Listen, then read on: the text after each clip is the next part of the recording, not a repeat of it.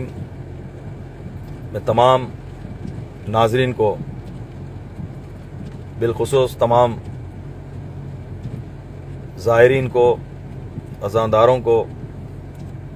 اور تمام لوگوں کو یہ اطلاع دیتا ہوں کہ جو روز عاشورہ جلوس عاشورہ میں سواری علم مبارک کے لیے جو ہاتھی روپاوتی لانے والے تھے، الحمدللہ تمام مخالفین اور منافقین کی لاکھ کوششوں کے بعد اللہ سبحانہ تعالیٰ نے ہم کو کامیابی سے ہمکنار کیا۔ میں اس موقع پر آپ تمام کو اس تمام تفصیلات سے روبرو کرانا چاہتا ہوں۔ ایام ازاں محرم کے آغاز سے قبل HES نظام ریلیجس ٹرسٹ جو روز عاشورہ جلوس کا اور علم بی بی کے عاشور خانے کے اور تمام چیزوں کا جو ذمہ دار ہے، ایبسولوٹ ذمہ دار ہے جو HES نظام، ان کی جانب سے ہر سال کی طرح اس سال بھی انہوں نے HES نظام کی جانب سے صدر دفتر مجلس اتحاد المسلمین دارالسلام آ کر صدر محترم نقیب ملت الحاج بیرسٹر اسد الدین اویسی صاحب سے ملاقات کی۔ جو اعجاز صاحب ہیں، عارف صاحب مرحوم کے فرزند، وہ آئے، صدر محترم سے ملا اور انہوں نے جلوس کے لیے ہاتھی کو لانے کے لیے صدر محترم سے اپنی بات رکھی۔ فوری اسی وقت صدر محترم نے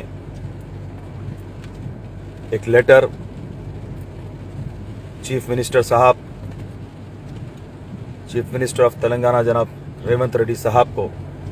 روانہ کیا۔ اس کے بعد ہاتھی کے ارینجمنٹ کا سلسلہ جاری ہوا۔ HES نظامی کے ذمہ دار اعجاز صاحب اور شبیر صاحب فرزند قمر بھائی جو علمبردار ہیں، ان لوگوں نے کرناٹکا جا کر روپاوتی ہاتھی کو بک کیا اور تمام جو تفصیلات ہوتے ہیں، انشورنس کے پیپرز اور تمام جو اس کے ڈاکومنٹس ہوتے ہیں، وہ تمام ڈاکومنٹس کو حاصل کیا۔ اس کے بعد حکومت تلنگانہ کے فارسٹ ڈپارٹمنٹ اور دیگر ڈپارٹمنٹس میں ان تمام ڈاکومنٹس کو سبمٹ کیا۔ قبل از محرم تلنگانہ کے حکومت کی جانب سے NOC بھی جاری کر دیا گیا تھا، اس کے بعد GO بھی جاری کر دیا گیا تھا، لیکن کرناٹکا جہاں سے ہاتھی آنا تھا، کرناٹکا اسٹیٹ سے، تو کرناٹکا کے اسٹیٹ کی طرف سے ہاتھی کو یہاں پر آنے کے لیے NOC اور ٹرانسفر پرمٹ یہ دونوں بھی جاری نہیں کیے جا رہے تھے، اور محرم کا بھی آغاز ہو چکا تھا، 3 محرم بھی ہو چکی تھی، لیکن پرمٹ نہیں ملنے کی سبب سے روپاوتی ہاتھی وہاں سے حیدرآباد کی طرف نہیں آ پا رہا تھا۔ میں نے اس بات کی اطلاع صدر محترم نقیب ملت الحاج بیرسٹر اسد الدین اویسی صاحب کو دی۔ صدر محترم نے تلنگانہ کے چیف منسٹر جناب ریونت ریڈی صاحب کو بات کیا۔ اس کا نتیجہ یہ ہوا کہ چیف منسٹر صاحب نے کرناٹکا کے چیف منسٹر صاحب سے بات کی اور کرناٹکا کے حکومت کرناٹکا نے NOC اور پرمٹ بھی دیا۔ اس کے بعد روپاوتی ہاتھی وہاں سے حیدرآباد کے لیے روانہ ہوا، لیکن 300 کلومیٹر چلنے کے بعد بیلاری میں پھر سے فارسٹ ڈپارٹمنٹ نے ہاتھی کو روکا اور یہاں کے فارسٹ آفس میں ہاتھی کو اس وقت روک کر یہاں پر رکھا۔ یہ اطلاع جب ملی تو پھر سے میں نے صدر محترم سے اس تمام تفصیلات کو بتایا۔ صدر صاحب نے حکومت تلنگانہ سے رابطہ کیا اور تمام افسران کو متوجہ کروایا۔ اس کے بعد مجھے اور میرے ساتھ حکومت تلنگانہ کی جانب سے فارسٹ ڈپارٹمنٹ کے تمام افسران، ذمہ دار افسران اور وقف بورڈ کی جانب سے افسران کے ساتھ ہم یہاں پر کل 5 محرم کو یہاں پر پہنچے اور تمام یہاں کی جو کارروائی تھی اس کو تکمیل کروایا، اور آج 6 محرم کو 4 بجے الحمدللہ فیصلہ ہمارے حق میں آیا اور ہم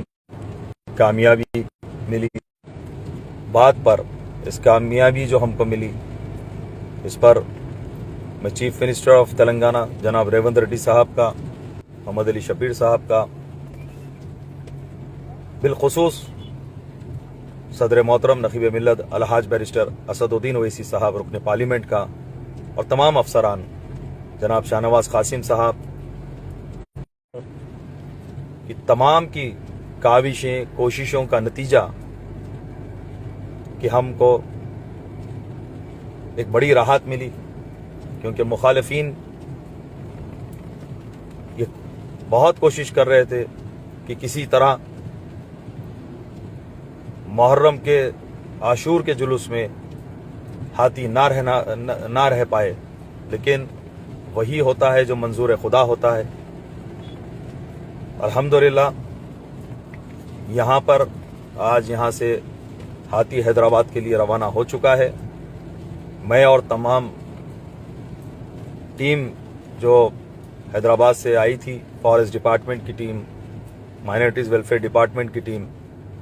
ہم تمام ہاتھی کے ہمراہ حیدرآباد کی طرف رواں دواں ہیں۔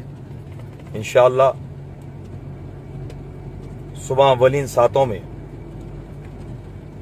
حیدرآباد کو سواری پہنچ جائے گی۔ میں آپ تمام سے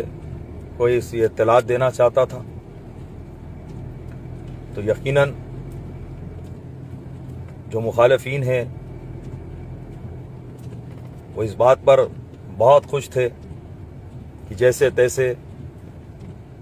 وہ سمجھ رہے تھے کہ وہ لوگ ہاتھی کو روکنے میں کامیاب ہو گئے،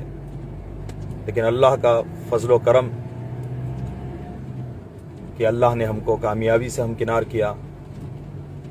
اور حیدرآباد کے لیے روپاوتی ہاتھی رواں دواں ہے اور انشاءاللہ پہنچے گا۔ پھر ایک بار میں تمام میری جانب سے اور تمام حق پرست لوگوں کی جانب سے تمام کا شکریہ ادا کرتا ہوں، جنہوں نے اس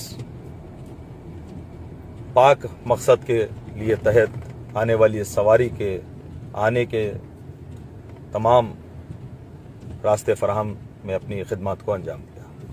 شکریہ، خدا حافظ۔